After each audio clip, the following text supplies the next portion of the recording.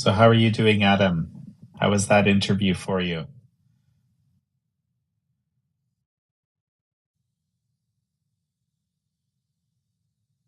Okay, there we go. It took a second to switch over. It was good. You can hear me okay? Yeah, yeah. Kind of sometimes it's kind of odd watching yourself be interviewed. Yeah, it's a little bit weird.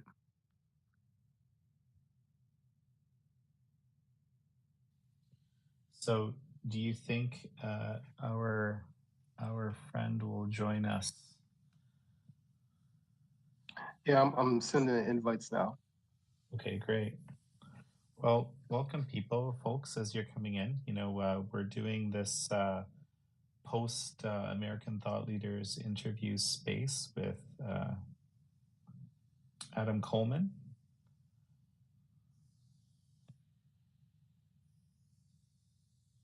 Adam wrote this amazing book called Black Victim to Black Victor, which is one of the things that we talk about in this interview. We're going to talk about that today.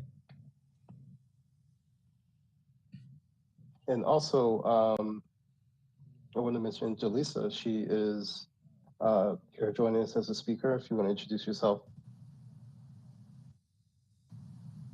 Keep saying, can you hear me? Yep. Oh, it just keeps saying connecting, and then it says my mic is off. I'm like,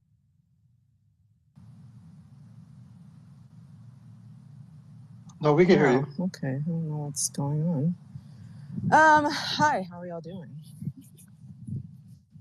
Doing well. Yeah, I just moved. Well, I'm still like in the process of moving, so I'm trying to like find some Wi-Fi. Haven't got anything connected. I'm just all over the place. Hey, Jaleesa, how are you? It's great to meet you. I'm good. How are you? I'm excellent. I don't know if I don't know if you happened to watch this thing with Adam. To watch what? Oh, Oh goodness. Is this? Okay. I'm gonna move inside. It's too loud. Yeah, Jaleesa, you can mute your mic.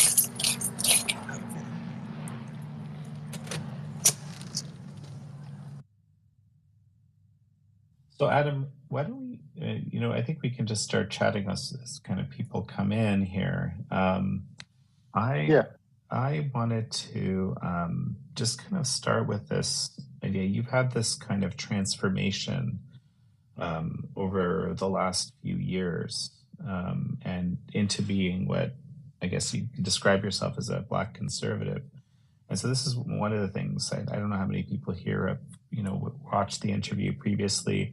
But what if you could kind of give us a sketch of how that actually happened, and where you came from? Sure. I would say that, I was a moderate Democrat. I would call myself a liberal. I think a lot of it, well, there were certain things that had happened. It was several red pills, so to speak, several moments that occurred that had me change my perspective a little bit, or see things in a bigger perspective and decide what makes sense for me. So I would say the biggest thing, though, was realizing that the sources of information that I was consuming wasn't 100% truthful, to say the least. It was heavily biased, and it had one particular agenda, and it wasn't to give me a real perspective. And so for myself, I'm hearing, what Republicans want to do from a left-leaning perspective rather than hearing it directly from the right, and understanding what they're trying to do. So it was just realizing the level of manipulation that was happening within the media, and the narratives that were given, and were they actually true? that's ultimately what kind of started my journey. And once I broke free of the mainstream media grasp, I wanted to listen to everything. So a lot of people don't know I listened to progressives for months. And then when I was done listening to progressives, I would listen to conservatives and some libertarians. And then I just kind of decided what I liked and what made sense to me. And certain things make sense for me. Certain things I still believe in. Freedom of speech, I think, is incredibly important. It was important to me before. I believe we all deserve the right to speak freely, no matter your political affiliation. And I believe that before, I still believe it today. So at this point, it just depends on what the issue is. Was there something, do you remember a specific moment or like something where you thought, oh my goodness, my grasp of reality is shifting here. What am I seeing? What's going on? This kind of cognitive dissonance. Do you remember that when that happened? There were several. I remember listening to a Peter Schiff podcast when he was on Joe Rogan, and after I was done listening to it, I was like, holy shit. I agree with everything this man just said. And I'm like, does that mean I'm conservative? Like I was utterly confused because everything he said makes sense and I agreed with it. It was one of those moments where I was kind of messed up for like a day because of the information I received. The other thing was I had met a British conservative. I didn't know he was a conservative when I met him, but when I was traveling abroad in Madrid, I met a British conservative, and we connected on other things. We didn't even talk about politics initially, and then he brought up Brexit, and I asked him, "Why are you for Brexit?" Because he showed support. And mind you, the narrative that was told to me was that Brexit is solely about these racist English people who don't want foreigners in their country. And I asked him why he was for it. And he told me that the United States would never allow an outside governing body to tell it what to do. And it was one of those sentences that made so much sense. It was very clear. And it told me that there are multiple narratives to this one situation, this one advocacy from the English perspective. And from there, we became closer, and he would share with me, different authors and things of that nature. So he's actually the one who introduced Thomas Sowell to me. And yeah, I would say he was a major part in my political awakening, so to speak. I was just kind of opening my eyes slowly. So without him, I wouldn't be here. And why do you mention Thomas Sowell? I'm sorry, you broke up for a second. So why do you mention Thomas Sowell at this point? I think Thomas Sowell is a very logical person, and he's not hyperbolic. He's a very interesting guy, and he's kind of like someone that's similar to me. Like, he gets notoriety because of his work, but he doesn't really want all the shine. Like, he doesn't necessarily want to be on television. He doesn't want to be a pundit. He doesn't want to be in front of the cameras. He just wants to sit back and write his books and occasionally do an interview, which, as he's gotten older, has become rare and rare. And I like that about him. He gives off the persona that he's a very humble person and someone who just thinks for himself and does what makes sense. And even he had a political transformation after working for government, and seeing how much it doesn't work. So he's someone that I really respect. I actually have an image of him on my wall that an artist friend drew. So yeah, he's someone who's impactful from an intellectual standpoint. But going back to like writing books, I didn't want my book to be like Thomas Sowell's. I think he has his own style, his own approach. I wanted it to be my own. So, I hope when people read my book, they'll see that it is different. And it's the way I wanted to express myself. Well, he's got a whole lot of books on a whole lot of different subjects. It's kind of quite remarkable. I think one of the things that I said in the interview also is that the thing that he taught me, which was absolutely profound, and I think this is in his original kind of textbook, economics, I think it's called Basic Economics or something like that, it's just that the moment that you start looking at the world in terms of incentive structures, as opposed to, people say, I'm doing this because I want to achieve this. This is my goal. But they often don't look at the realities around the incentive structures, around the solution they find to this specific thing. And basically what ends up happening is that it gets really, really messed up because they didn't have this basic conception of needing to consider the incentive structures that exist when trying any solution to any issue. So anyway, and this is just one of like multiple profound ideas that Thomas Sowell has brought, at least to me and the world. Jaleesa, I wanted to you're up here.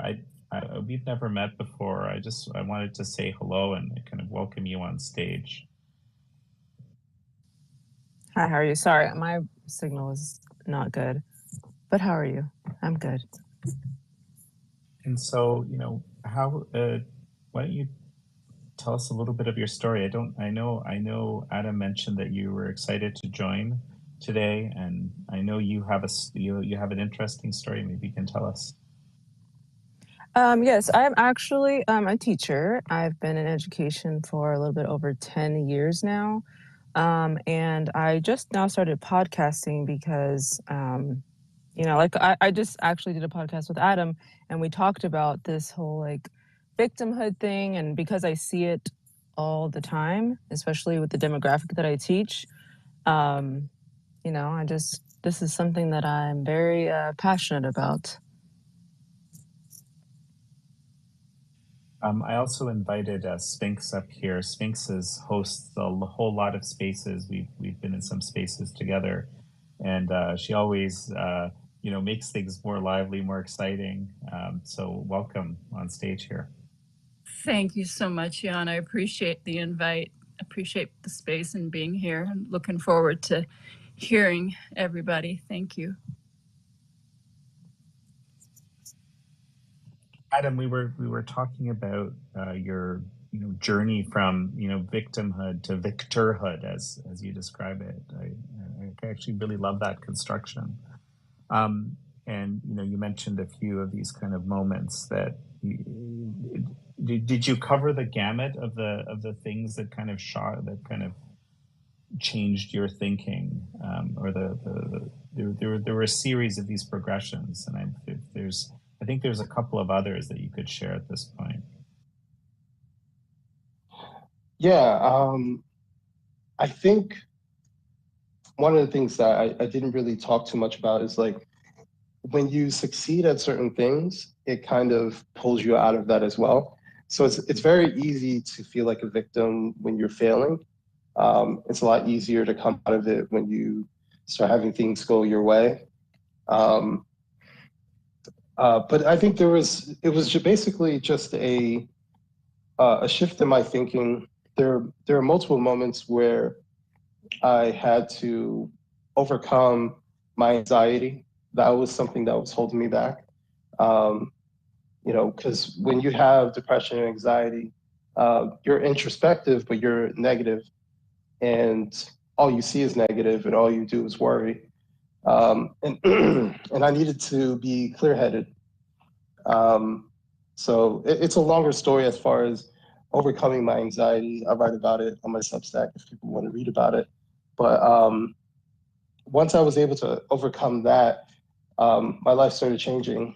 And around that same time, I was kind of like discovering myself all over again, especially like after it was a bad breakup with an ex-girlfriend of mine, where I kind of felt like I didn't know who I was. Like, what do I even like to do? Because I did everything that she did. I hung out with her family, and then, all of that is gone one day. Excuse me. I'm like battling a cough here. But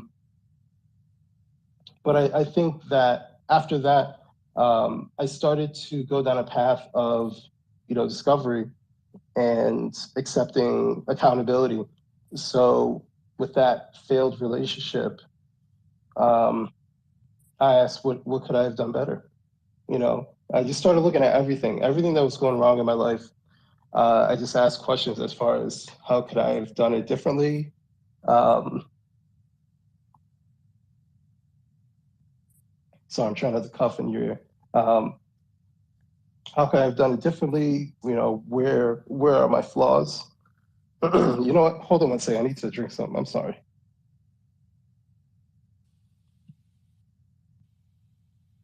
Jaleesa, Sphinx, I want to invite you to kind of jump in as well. So this is, I've really only held spaces where, there's a whole lot of people. There's someone organizing extensively behind the scenes. This is one where we're just kind of trying to be a lot more freeform, and so I want to allow for that. I don't want people to think that we can't do that here because I haven't done it that way in the past. Well, this is actually my first time on a space, so I'm just learning it like you guys. And Sphinx, I frankly, I really appreciate you being in here with us in a kind of small attempt at something new. So maybe you can, I don't know, are you familiar with Adam's work at all? And basically what we're looking at is there's kind of two things: people changing their way of thinking through kind of being shocked into it through what they see in the broader society, and maybe some kind of influential people who have changed their minds, and there's this other theme of basically victimhood narratives which dominate people's lives, and how to kind of overcome those and into a very, very different way of thinking. And of course, there's also another sort of element of race, which we discuss in the interview, and so we could talk about that as well. But these are kind of the overlying themes. And of course, in the title, there's this, the nuclear family is something that gives people a huge step up in terms of likelihood of success, and that sort of fits into the discussion as well. So, unfortunately, I don't know of Adam's work specifically, but I truly look forward to learning about it. One thing I will say is I've spoken a great deal on the circuit about this topic. One thing I'll say briefly now is that when I speak about this, I really try to distinguish between victimhood and the fact that someone at some point may have been a victim. And to decide to not live in victimhood doesn't mean that one was never a victim, right? Because we have victims of sexual assault, we have all kinds of victims, but victimhood is present. Victimhood is a way of living today. So I acknowledge realities of facts that have taken place amongst, within a certain person's life, for instance. But then from there we go, okay, now what, right? Now what? Do we want to step up, go up the stairs, or do we want to take the elevator down? And that's sort of the way I approach this, as victimhood is a present way of being, thinking, feeling, existing doesn't mean when you go to this way, to be honest, I have not seen Victorhood before, but to kind of denounce that victimhood thing, I just want to be clear. It doesn't mean you are denying, right? Like a child that was abused at one point. I have a lot of compassion for instance, kids that were abused and whatnot. Doesn't mean that you own your reality, but you got to own it. To have ownership means you don't live in victimhood, right? You're not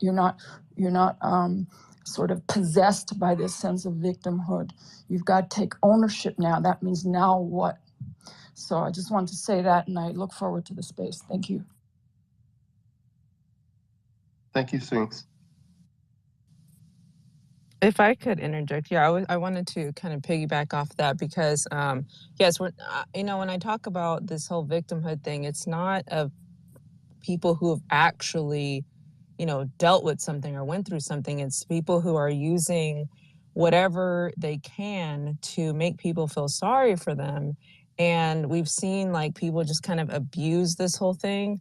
And I am someone who's in education. I've been in education for a very long time.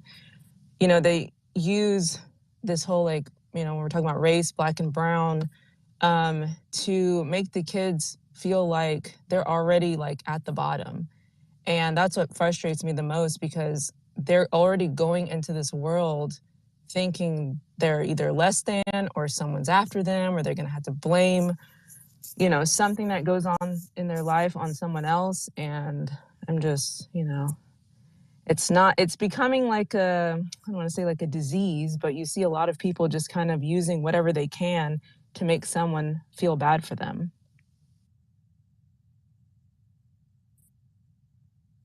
Adam, go ahead.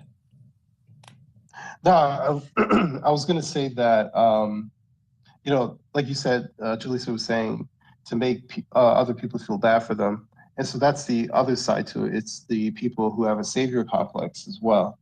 I think it's a relationship between the two.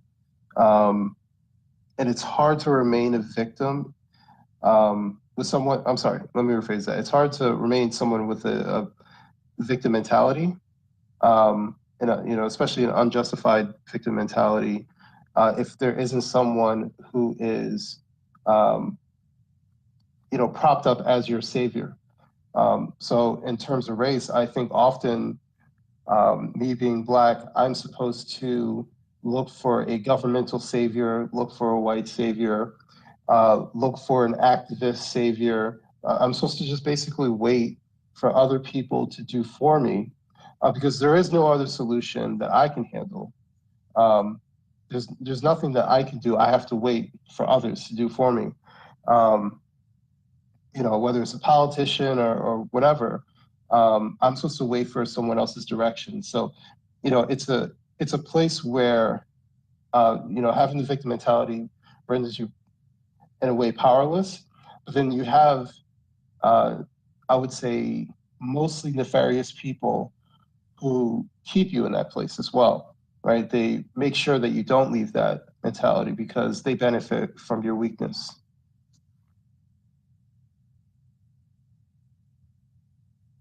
So a couple of quick thoughts. One of my kind of rants there that folks that know me have probably heard a few times, but basically is that there's, 1,000,001 self-help books out there that have been written.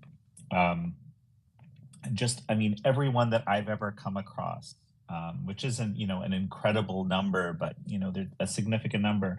They all talk about, sort of personal empowerment, something that Sphinx mentioned earlier. You need to take ownership, whatever your circumstance, however legitimately hard done by you have been. And some people have been incredibly hard done by, and sometimes even generationally. But irrespective of all that, you kind of have to take ownership for what you're going to do next. And if you don't take that ownership, then that kind of weighs you down. This message is kind of, ubiquitous in these things. And in fact, some of the people that preach this victimhood, right, whether it's in the realm of race, which is kind of probably the most common place where you hear it, but in many different areas, are themselves people who don't actually practice that. They themselves have taken ownership and made something, very successful of their lives by, either they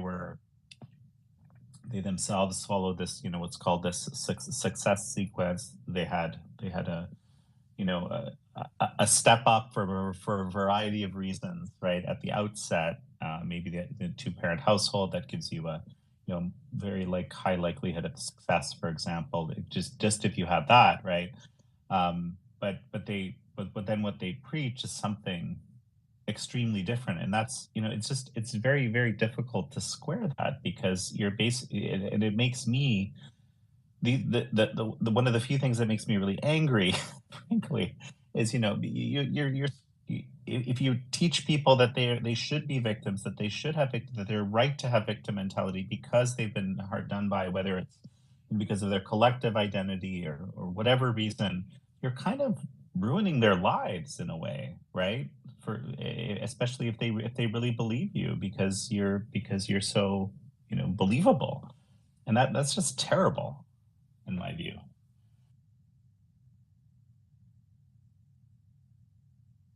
No, I absolutely agree with you. And that was one of the things that I started noticing a lot, where the people who are preaching certain things don't live that life, would never live that life, especially the people who have all these solutions, or pretend that their life is much. Actually, I'll just be more direct. I have a big problem when it comes to, if we're staying on the topic of race, I have a big problem with the Black upper class, especially the Black upper class that reside in the media, because they preach weakness. They preach Black weakness, Black, not just Black weakness, but just being infantile, inferiority, right? They preach all this stuff, and then they pretend that they're one of them. The poor and just fortunate. We're just alike. Adam, if I can just jump in, when you say inferiority, yeah. What do you mean? Because I think the message is kind of that something's been imposed on you, that you're not inherently inferior, right? Or is that what's being said? I don't know. Yeah, I mean, because the way they may not see it this way, but the way they make it sound is that being Black in America means you're inferior, and they're reinforcing that concept, right? Just by existence, we're inferior, and to me, that doesn't make any sense, and I don't think it helps anybody. But they don't actually believe that. They think that by existence, you're not going to be able to succeed. Meanwhile, they're some of the most successful people, regardless of skin color, in this country. I think about someone like LeBron James, who's probably a billionaire by now, who went on television, or he didn't necessarily go on television, but cameras are there, saying that he doesn't know if one day a cop is going to wake up on one side of the bed and go out and kill a Black person. Meanwhile, LeBron James is escorted by the police on a daily basis into arenas across the country. It's this disconnect that comes from the Black upper class, and they preach all this nonsense. And especially for someone like LeBron James, do you think when he lived in Akron, he was worried about cops? Or was he worried about crazy people who were in his neighborhood who looked just like him? Who was worried about gangbangers? Was he worried about drive-bys? Was he worried about all this other stuff that was going on? So it's this disconnect, and they preach all this nonsense. And they preach that basically their success is rare, and they just broke through the cracks. But you can't succeed unless the government does more, and unless white people are nicer. And I can't stand it. It's the number one thing that pisses me off. Progressives piss me off just in general, but it's these people. They're the woke white supremacists, and they are white. They basically preach Black inferiority, and they want me to accept it, and I don't.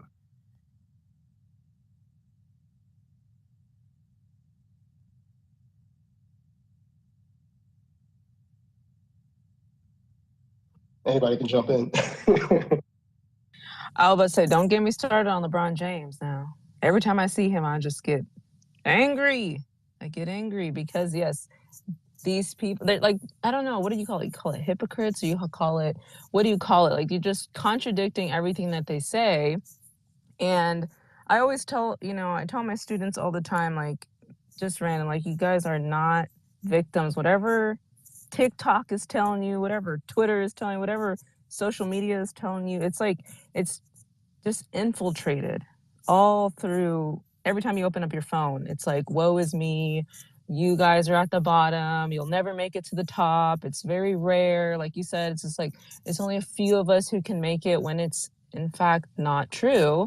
But the only thing that we see is a lot of athletes or entertainers or something that they don't push anything else but that. And those are small windows of opportunity to make those things like sports teams, and 1 in a million of being a famous singer. So that's why it looks like such a small percentage of Black, Hispanic, whatever people succeed, because all we see is entertainment.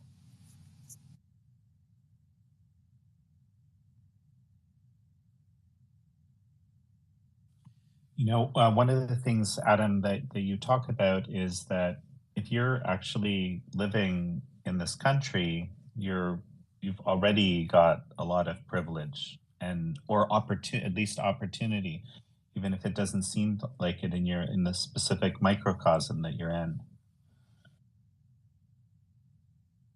Yes. I mean, just from a statistical standpoint, we are the 1% of the world.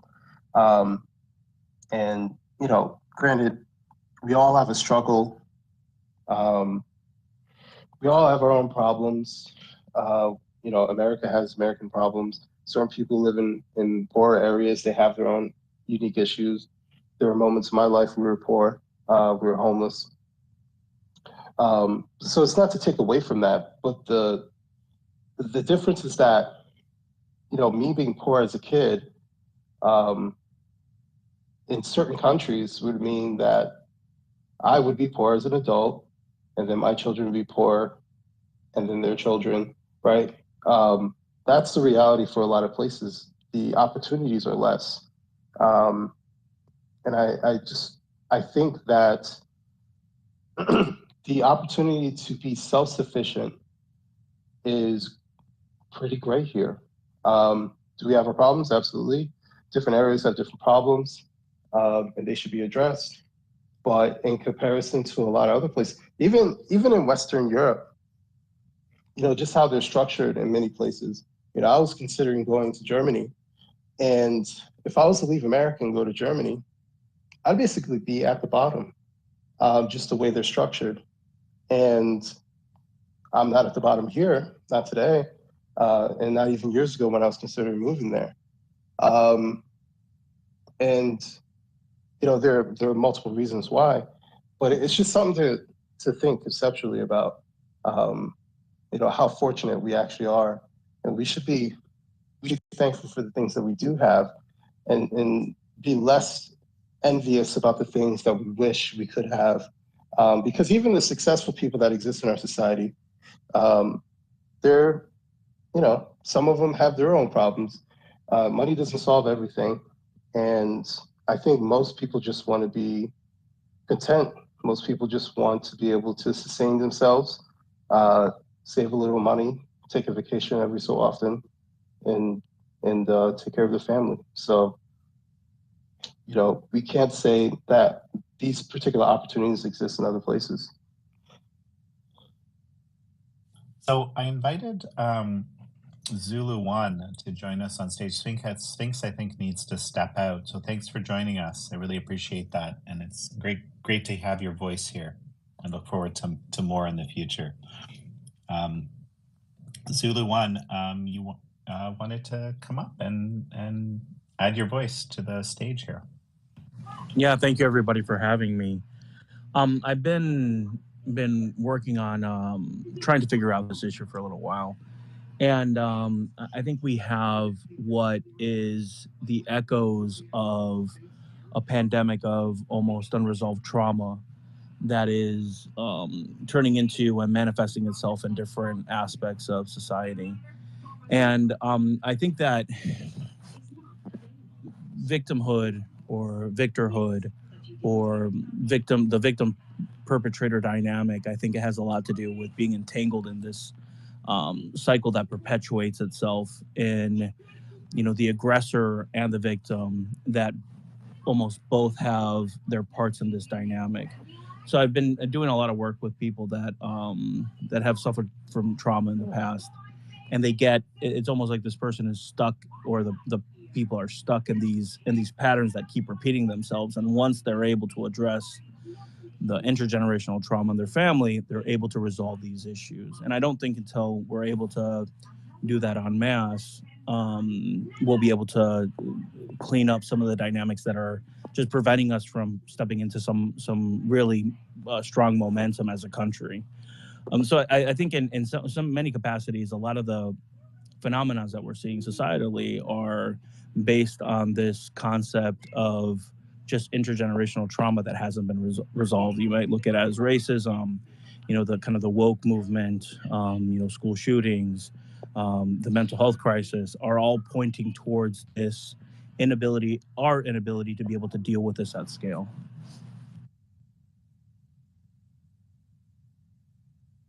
Well, the one thing I will say is I don't necessarily disagree with what Zulu said, but there are situations, if you think about it, that it's not direct to the person, right? It is manipulation.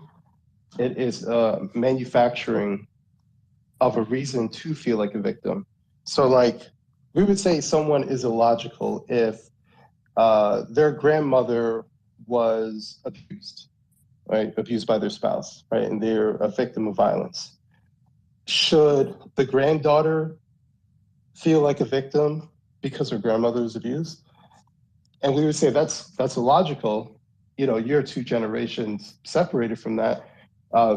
Her abuse has nothing to do with what your current situation is. You should, it's unfortunate what happened to your grandmother, but you should keep moving forward. But yet, in the terms of race, I'm supposed to, and without, most people don't know their history like that, to even know, because by the way, not every Black person in America comes from a lineage of slavery. You'd be surprised at how many don't. But I'm supposed to look at, let's say, a lineage of slavery and say, because of this that happened however many years ago, and I'm making the assumption that someone in my ancestry line was a slave, I should now carry that offense, that burden, and hold on to it. How is that beneficial to me today? And there are people who I believe are nefarious, who want you to hold on to that as a way of channeling your anger towards people of today who have nothing to do with that unfortunate situation, way down the line into your ancestry. So I do think that there are nefarious people, and regardless if it's Black or anything else, I think there are nefarious people who try to use your identity to gain some sort of leverage, to gain an emotional leverage, to get you to do what they want you to do, to buy their products, to buy their book, to see their movie, to attend their seminars. The list goes on, to vote for their candidate. And I think one of the realizations before I wrote my book was seeing how prevalent it was, especially in politics. The usage of identity politics has become virtuous, to use identity in every which way, and no one even cares that it's manipulative. No one even cares that they're weaponizing people's identity to get a vote. And I have a problem with that. I have a problem with it if you use it for Black people, women, any identity. I think there's something wrong with that. We should be voting for candidates who have good ideas, who have the best interests of the American public, and not people who are specifically trying to cater to one demographic or at one moment in period of time because it seems politically expedient to do so. Because oftentimes when they do that anyways, they really don't give a shit about that demographic anyways. And they're just using it as a way to signal, to virtue signal. So I won't rant anymore, but someone can jump in. Just one quick comment, and just something, and Zuluan, I'll get you to respond, and then Ms. Nova has her hand up. But one thing that strikes me here, so I spent some time living on a First Nations reserve. I think in the US, you probably call it an Indian reservation. That's the Canadian term, American Indian. And one of the things I discovered was something like what I learned about, which I hadn't been aware of, was this kind of concept of a cycle of cross-generational abuse, where what will happen is, basically someone themselves is abused, and then they try to kind of push that abuse on to the next generation in some measure of forms, and it's kind of it can be very hard to break that cycle. And I'm saying that just from kind of actually watching it happen, even with people who, of course, really wouldn't want to be doing such things, but the weight of the past is actually something can be something that's very significant, that's very hard to break out of.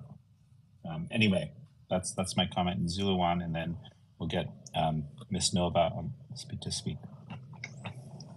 Yeah, and that's thank you, Jen. That's a very good point, and that's the point that I'm getting to at the end of the day, is that I'm very interested in the victim perpetrator dynamic because of that absolution of responsibility to the collective identity, right? It's like, if you absolve your individual responsibility to the larger collective, you can justify righteous acts of atrocities against a perceived perpetrator, and that could potentially lead to genocide, right? And it's like, and how us as people give a population the tools to be able to address that unresolved trauma, so we don't fall into this identitarianism, because identitarianism at the end of the day is a collective victimization in some capacity. It said, I am my identity rather than who I am as an individual. Therefore, I absolve my responsibility to the larger ideology, which that larger ideology can commit any number of atrocities in the name of whatever kind of esoteric goals that it has. And so that's the root of my curiosity comes from what leads to that phenomenon of absolution. And the thought that I have, and John, what you were saying, is that intergenerational trauma creates that cycle where we can perpetuate those atrocities, right? It would get us to the place where we can be entangled with a previous generation of trauma. So you see this in Nazi Germany was a prime example of this. So I'll just jump in. I'm talking, this is actually what I was looking at, is like within family. So it's like at the individual level, like there's someone in the family, or multiple people that abuse, right? And then the next generation that is abused then sort of perpetrates that on the following generation, and it takes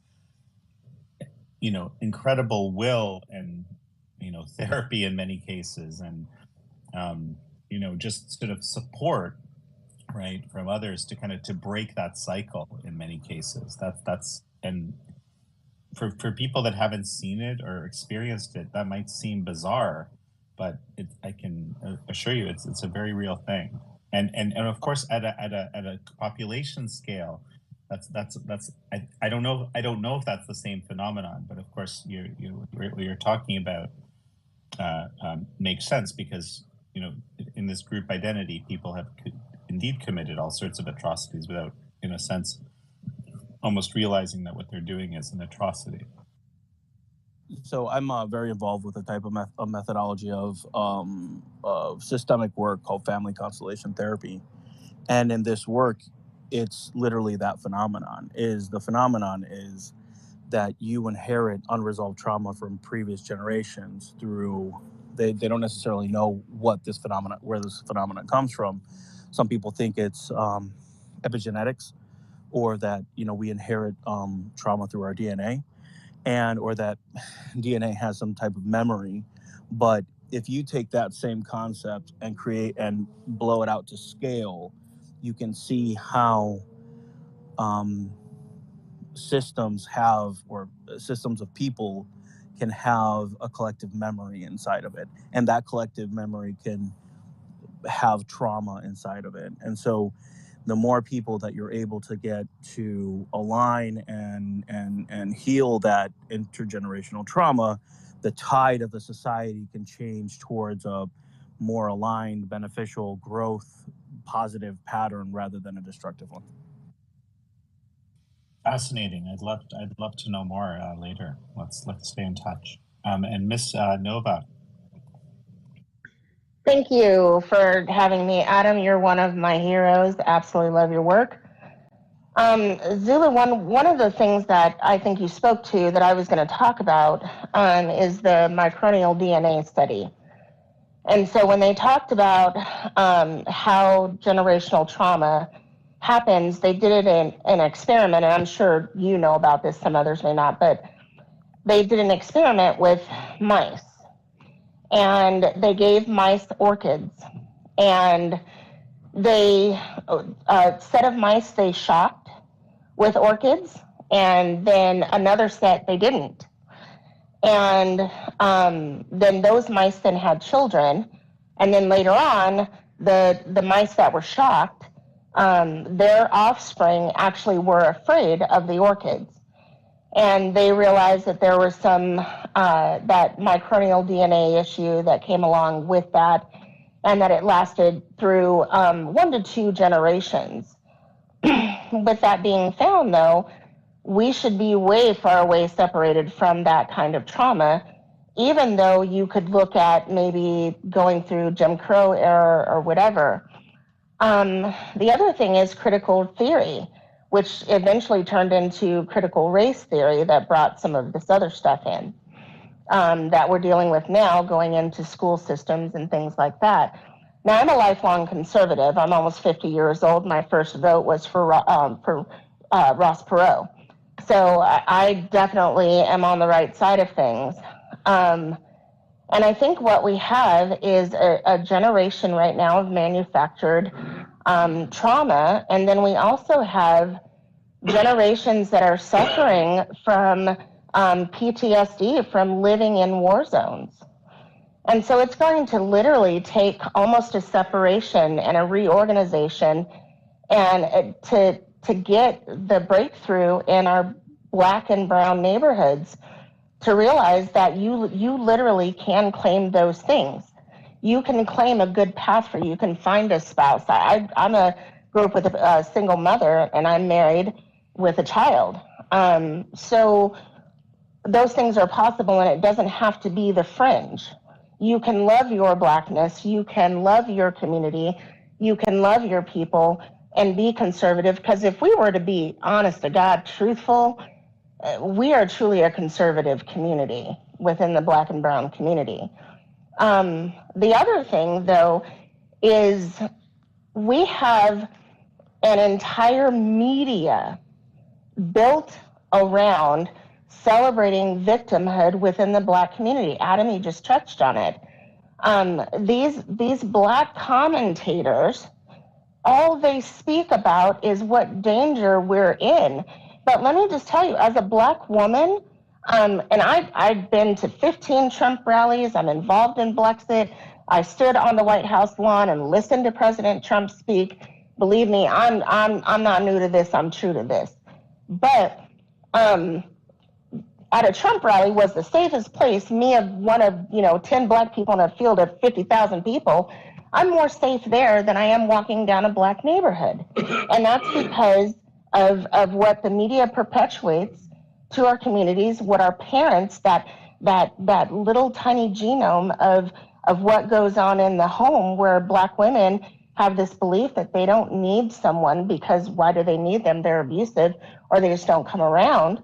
And that continual stereotype. So the belief that the government is supposed to help me when it's the very government that they are voting in that keeps them oppressed. That's all I got to say. Thank you for listening. Thank you. Well, there's that there are a great many things that you said there, which I think we could jump off on. I don't know, Jaleesa, do you want to jump in, or Zulu One? You're very welcome to jump in. You don't have to kind of wait for me. Well, I agree with what Miss Nova said about like people. I do not understand how people can protest a government while simultaneously supporting them at the same time with like believing everything they say and saying, well, these people are going to do right and they're going to make our community better and all of this stuff. But at the same time, there's a lot of like injustice and, you know, they don't treat us right. And like she said, like the message that's being pushed is, you know, you don't need a man and you don't need this and you don't need that. But like, I don't see that in any other community, like at all. And in the masses, like that message being preached like that. And also to piggyback off what she said, I also went to a Trump rally here because I was very curious. And there were just nothing but like really nice people. No one was screaming, no one was yelling, you know, what I see online all the time from the other side. And I don't see how, you know, I mean, I've seen some people and on the, you know, more conservative side being, you know, radical, but for the most part, I felt very safe. And I don't know why the media, I do know why, but why the media paints the other side to be just like the worst, when in reality, I think it's the better side to be on at this point in 2023.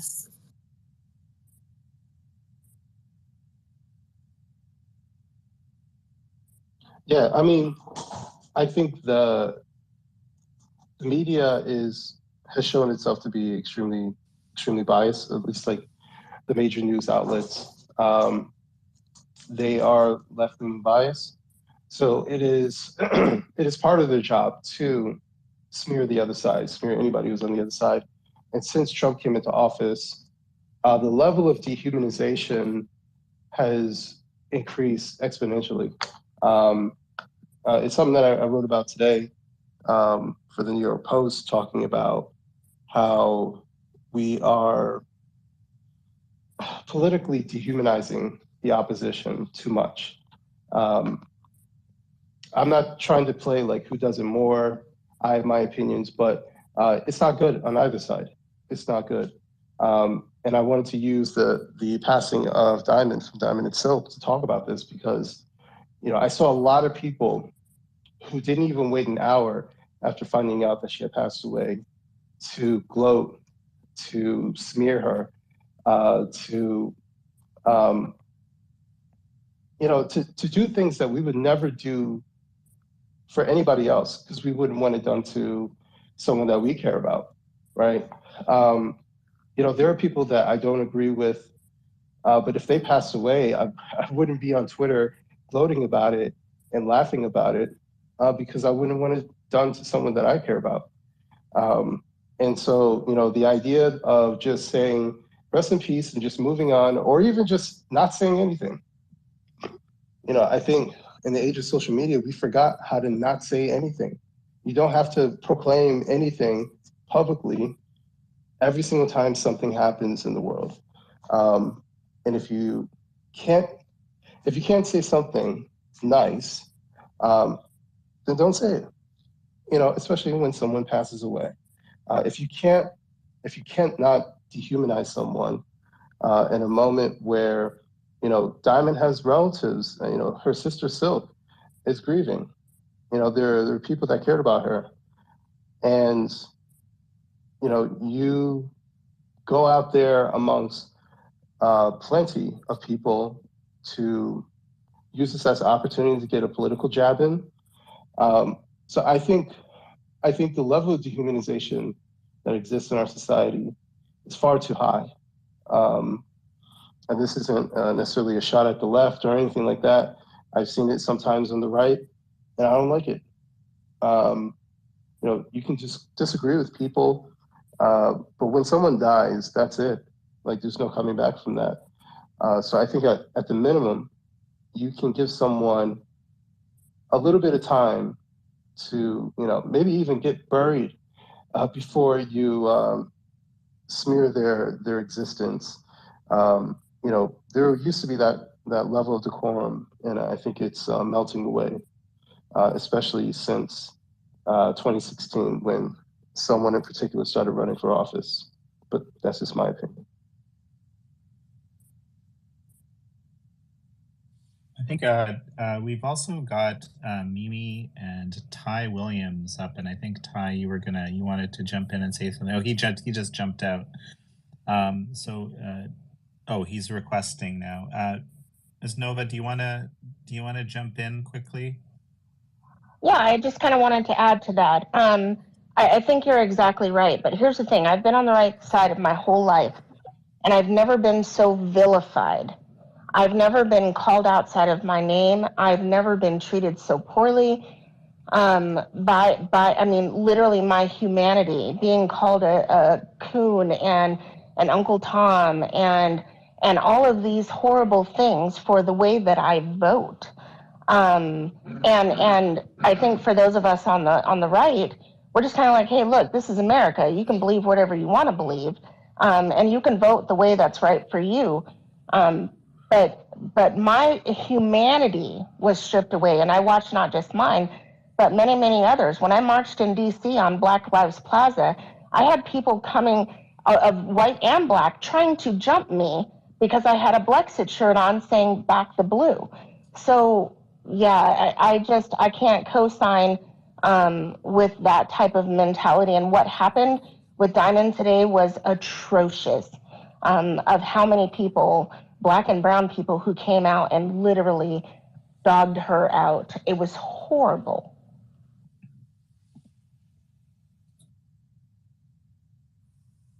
Ty, you want to jump in? My comment is, just before you jump in, I'll just say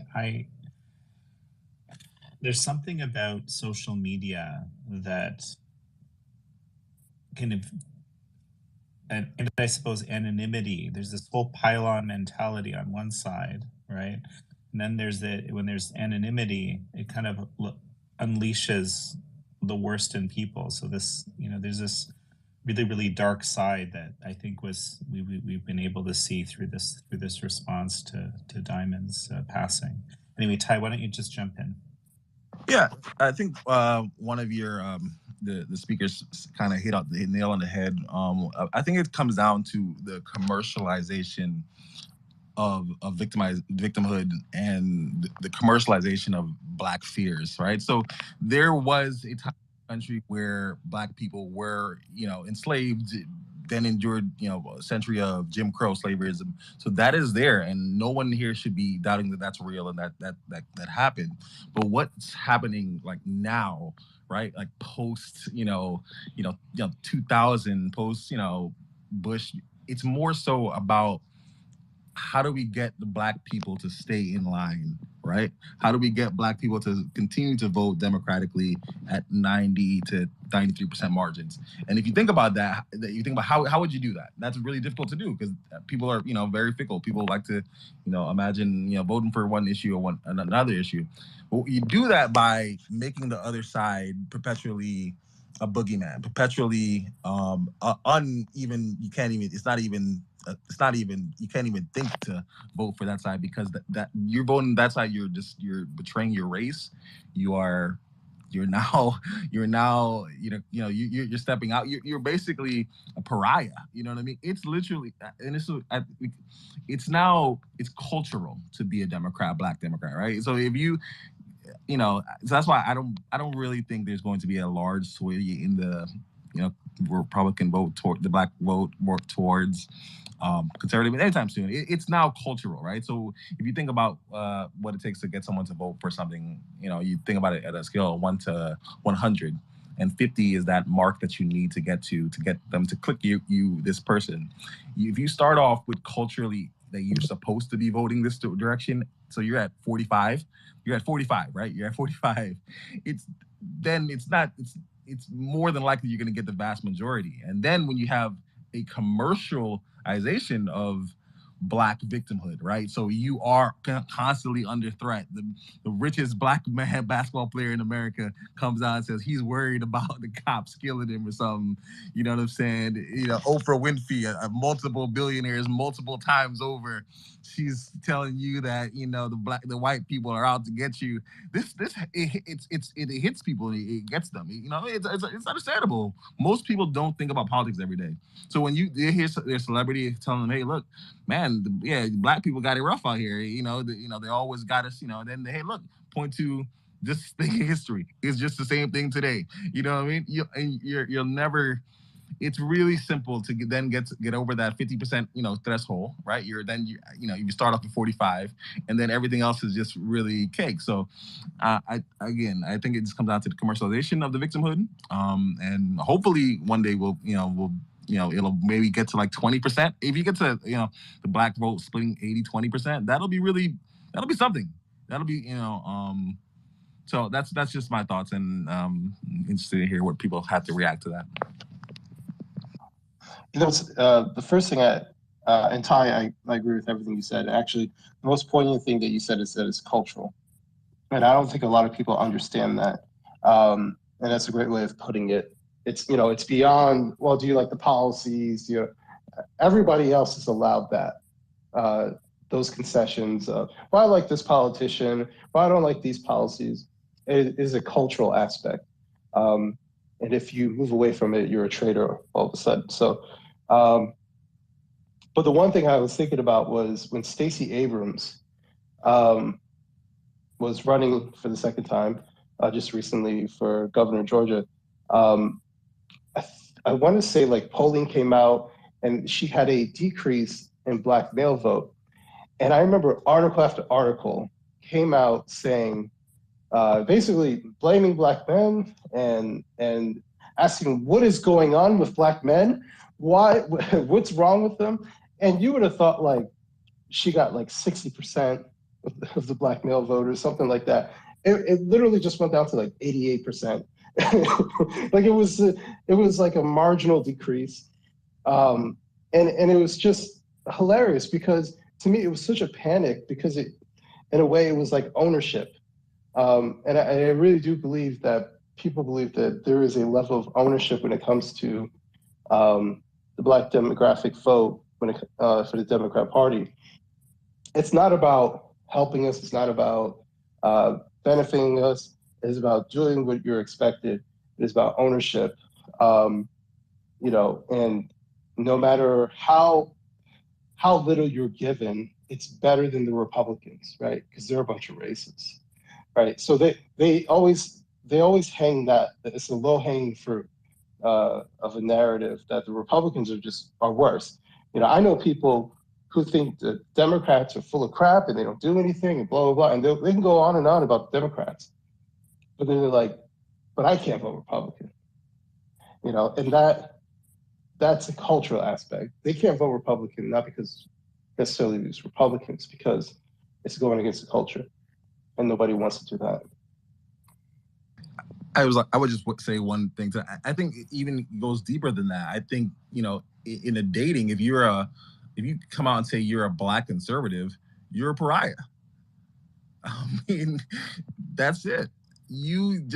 Because you want lower taxes and a strong military, you're unacceptable. You know what I'm saying? They're not going to look deeper than that. It's just you're a Republican. You know what I mean? I'm not a Trump supporter. I'm DeSantis all the way. But voting for someone doesn't define you. You know what I mean? The voting, voting left or right shouldn't be a breaker, but it is now. It really is. I'm a law student, and it is. And it's sad, but it's also the same. I'm not dating someone who's telling me they've got they and them pronouns. So I guess it's you know, I guess it goes both ways. But I think on the Republican side, for the Republican black side, it's not even getting into the policy, right? Like you said, like, oh, yeah, you want low taxes, I'm not interested in you.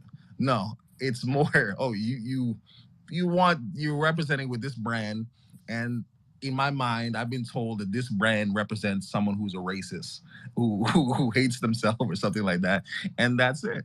So yeah. Well, and I am a person who thinks about politics every single day. And the Democrats are the demographics that are leaving the Democratic plantation really is Latinos and Black men. There's a huge portion of Black male Republicans or even conservatives per se, libertarians even, that are leaving. Really, kind of their stronghold right now is Black women, unfortunately, and that's the group that I've worked with for 20 years. I want to get Mimi to jump in. You wanted to come up as speaker, and you've been quiet over here. Do you want to speak? Yes. Hi, Jan and Adam. By the way, I want to say I thank you so much. I recently started following you. I think you're wonderful, and I'll keep it short and sweet. I've worked for 12 years in the elder care industry. Previously, I worked in private pay, assisted living placement, and now I work with Medicaid low-income families. And so I've worked with a lot of families. I've had the pleasure of helping a civil rights leader who marched with Martin Luther King Jr. I worked with a sweet lady who lived in Tuskegee whose husband was a professor. And I posted on the notes a book that a gentleman here in Indiana wrote, and he has an amazing story. And I just want to say that in talks of generations and victimhood and all these things that we're talking about, that I just wish that we could celebrate these individuals and their stories and their strengths, and just speaking with them and learning who they are. I've had moments where I've just cried and thanked them for speaking with me. I think that a lot of the older generation has a lot of wise survival stories and just stories of their strength that I really think that I wish that the young people could learn from. And I don't know how we can share that with them so that they can learn from it. And that's all I wanted to say. Thank you.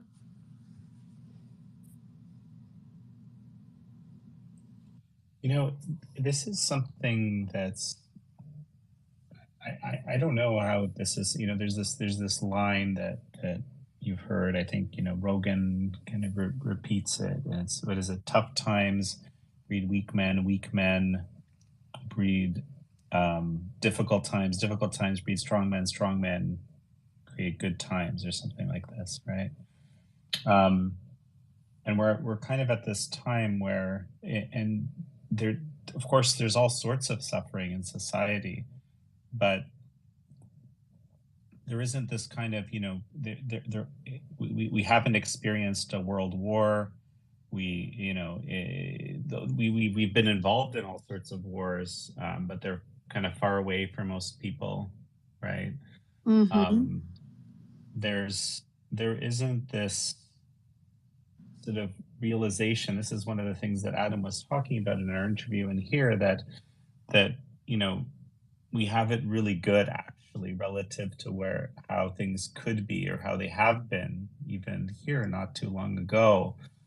And this is where what this, you know, kind of teaching of victim mentality creates this sort of perception that things are, you know, the worst, and people can get away with saying things like this, you know, this is the worst society. It's the root of all the problems of the world, and so on and so forth. And you just don't have that perspective. And it's the elders very often. And part of this is there's this kind of disrespect for elders, and even the elders themselves don't have a sense of how profoundly important their stories and messages are to the young people. So there's this kind of bizarre disconnect. You know, one of the things we talked about in this interview, and I've just had another interview today where we talked a lot about this, is how, you know, when you live in a family unit, you know, we talked about, it's the nuclear family that sort of creates a high probability of success, relatively irrespective of your socioeconomic background, race, anything. It kind of transcends all that. It's kind of incredible, right? And you know, you have groups and people, you know, most famously BLM recently, that are sort of, you know, committed to breaking that structure. It's just the most bizarre thing. But I would suspect that we have a lot fewer, fewer examples of this now, is that these, you know, the sort of multi-generational family structure likewise creates strength. And I don't know, maybe the studies have been done on this. I haven't thought about it until this time, but I would love to know that, and I would expect that, because that wisdom that gets passed down is it's incredibly valuable, and because you don't have to learn everything in the school of hard knocks, so to speak. Adam, may I add to that, please? I'm working now in a program that is Medicaid funded, and I speak to a lot of families. I'm speaking to families in, you know, Gary, Indiana, Indianapolis, and other areas that are low income, and they're taking care of their parents now. They're taking care of their grandparents now. I'm speaking with young people, and I'm greeted with a lot of kindness and warmth, and you know, most of the time these are wonderful people who are committed to taking care of their families. And then sometimes we're speaking with people that are just interested in, you know, getting the money. But I do see that in the committed families that there's definitely a big difference in their appreciation that they have for their elders. So you can see it. And we were talking about cultural differences. Yeah, there's definitely cultural differences. I think it's more economic based now than by race, but you know, you can just see the kindness. If you just take a moment to say, you can see that there is hope. I feel it when I speak to people.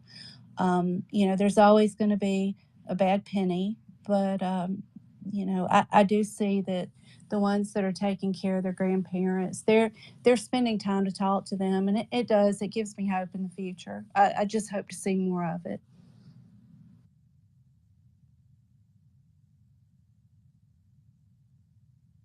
Folks, I just wanted to say I think we're gonna need to finish the space in about 15, 16 minutes from now, at the top of the hour. You know, one of the things, Adam, that you actually started is a kind of an independent, you know, I don't know, is it a publishing house already? I don't know. And I think that's quite amazing. You're actually starting to bring on some very very interesting voices, in my view. So I thought, you know, before we finish up, that you have a chance to talk about that a little bit, about Wrong Speak. Sure. Yeah, it's developing into a publishing house. Yes, we just signed our first author outside of myself, and we just completed that Friday.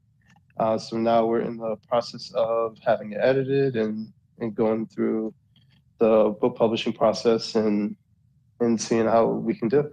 The goal is to support people who are lesser known, first-time authors, but people who are good writers and have an interesting story, and see if we can turn something from it. You know, I'm an IT guy by trade. I didn't have a public profile, and here I am today. So I believe that you know, if I can do it, other people can do it as well. And I'm trying to do everything I can to support other people, give them strategy and connect them with individuals, and you know, show them support.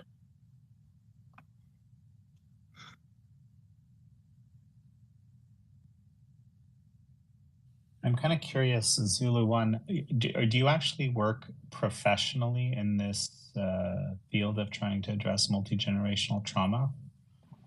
So I would say yes to both of those things. I am an IT guy by trade, like Adam, but I also have been involved with this work for about 14 years, consulting on systemic intergenerational trauma in family systems and also in communities and businesses. And I host a podcast, that's the Zulu One podcast, on this subject specifically. And I have a Substack that I write about intergenerational trauma and how it affects family systems. So one thing I wanted to mention, you know, we have another 14 minutes here. If you're a speaker, you can actually add tweets to the space. And the way you do that is you basically, as if you were to kind of, I guess it's the share button or whatever you share. And then there's an option there when you pick your tweet and you're in a space to actually share it to the space. And you can add your info up there if you're a speaker. So, I mean, Adam, you're obviously most welcome to do that. So one, I'll try to do it in a moment when I'm just listening. Now, Miss Nova, what an amazing story that you say you've been conservative from day one, and I don't know. It's been wonderful having you on stage and offering your thoughts. I popped into this room by accident. I was looking around and saw this room and thought that there would be some beneficial conversation and maybe something that I could add to it. Yeah, I'm not an IT background person. I actually spent 20 years as a police dispatcher. And then I got involved in, my husband, family, and I relocated to Arizona. And then I got involved in Blexit here in Arizona and helped to build the first chapter of that here. And that's how I ended up in DC to march with Back the Blue, because obviously police dispatcher. And I'm one of those that have to go underneath this moniker, the Mrs. Nova moniker, just because in my earlier life of being involved in Black women's empowerment, I got horribly doxxed, and it really messed with my career. And so I don't want it to mess with my second career. So I'm one of the ones that I kind of have to stay in the background. But it has been wonderful sharing space with you guys and for letting me add something to the conversation, especially with Adam and Zulu One. Random question, but have we met? Because I did an event for Blexit, Arizona. Was it last year? No, I'm sorry, 2021. It was in, I keep forgetting the name of those towns. It was like show something. Sholo? Sholo, thank you. Yeah, no, actually, that was one of the few ones that I didn't make it to. It was the roundup that was going on up there. And that was one of the few that I did not make it to, unfortunately. But yeah, it was an amazing organization, and I still help out in the background, but not as much as I used to. I gotcha. Okay. I was just like, hey, wait a minute. Okay. So I put up a link to the American Thought Leaders interview. So I actually host a show called American Thought Leaders on Epoch TV. It's also on television, on the NTD network, which goes to about 30 million households. It's sort of a truncated version of the interview that fits into a half-hour slot. There's all sorts of stuff in there in the realm of what we talked about today, health freedom, just basically all sorts of rational discussion about important issues that there's dominant false narratives about. It's kind of what we specialize in here. I also put up, Mimi wanted to share something with you, Adam, I noticed, and I put that up there too in the tweets, and maybe we can put up a few other things. But Mimi, did you want to say something before we finish up? Not really, but thank you for posting that. Mr. Womack was an amazing gentleman. He's retired military.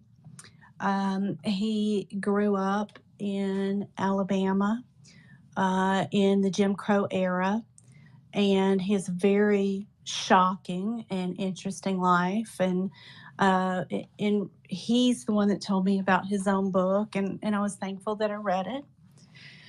My English teacher also wrote a book, but I cannot find it on Amazon. But if I can find it, I'll come back and I'll post it to this space. Her name was Margaret Mack, and she was the first Black teacher in my hometown in an all-white school, and she also wrote a book as well before she passed, and I never knew my own name, but I just can't find it. I've always wanted to read her book because she was an amazing teacher as well.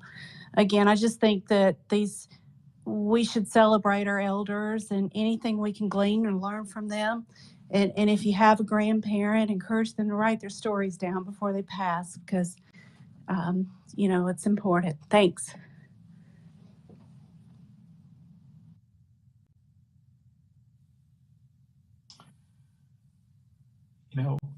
One of the things that I kind of astounded by, I'm going to comment on this because I visited the Bronx today. There's a district, there's many districts that are really in rough shape up in the Bronx. And this particular district had it's only 7% of students that finish high school, whether or not they actually get into college. And some of these people in this statistic are actually people who have in theory gotten into college, but they're unable to do basic reading and writing. So it's only 7% of people are actually able to be to basically be successful in college from this area. And there's and I've learned that there's actually districts. This is District 12. There's other districts which are like that number is 2%. And it reflects such a profound failure of our society that this is a thing, because there's no, it's not. There's also, of course, this question: does everybody absolutely need to be going to college? Is that what makes sense for most people? I think that's that. I don't know how we got into thinking that way, but aside from that, most people should be able to have the basic skills to be able to go to college. And there's nothing aside from societal barriers, frankly, that would prevent that. So this is a societal failure for us. I was at a school that is it's called Vertex Academies. It's sort of the first of a network that this gentleman named Ian Rowe, very, very successful educator, has basically started. It's been more in this charter school system. It's much more common to have grade schools and middle schools, but high schools are kind of the rarer thing, and this is kind of what he's branched into now. And it's sort of this, the whole concept of the educational structure is to basically explain to people that they have agency, and that whatever their reality is, that they can have the tools to basically be successful. And I joined a class kind of as not exactly as a student, of course, but it's called the class is called Pathways to Power. They used, the textbook is something like 7 effective habits or 7 habits of effective teens. There's something effective people, but this is sort of a version is focusing on teens, and they, and these kids, I was kind of expecting when I was that age, I would have treated a subject like this, I think, very cynically. These kids were very serious about it, kind of across the board, and thoughtful, and and you could see that they're benefiting massively from it. I was thinking to myself, even I had a very, very, in a lot of ways, I didn't realize how privileged my upbringing was, even as my parents were, kind of arrived from Poland with 2 suitcases as immigrants. But I could have used this class. I was thinking to myself, because it's amazing when you have that opportunity to reflect on how much your own perspective of yourself affects your ability to basically be successful, irrespective of the reality that you're coming from. So the reason I'm talking about this is that there's some amazing work being done in some very, very challenged communities, that is sort of attempting to turn the tide on this, and it's kind of a drop in a vast ocean, but in the end, it's like it's the only way to actually shift things is to kind of pick something that you think you can do. What we do at Epoch is we try to tell true stories as best we can, and unfortunately, so many of these big media make it a rare place to come, right? Because there's so many of these so-called media are following narratives instead of just trying to understand what's happening in the world and explain, and share that as best they can. I think that's what journalism is supposed to do, right? To actually speak truth to power in this way. But every one of these, these conversations for me, it's a drop in the ocean, but I think it makes a difference. And someone actually I saw someone sent me a direct message about this moments ago, so thank you for that. I think it was Christine here in the audience. Any final thoughts as we finish?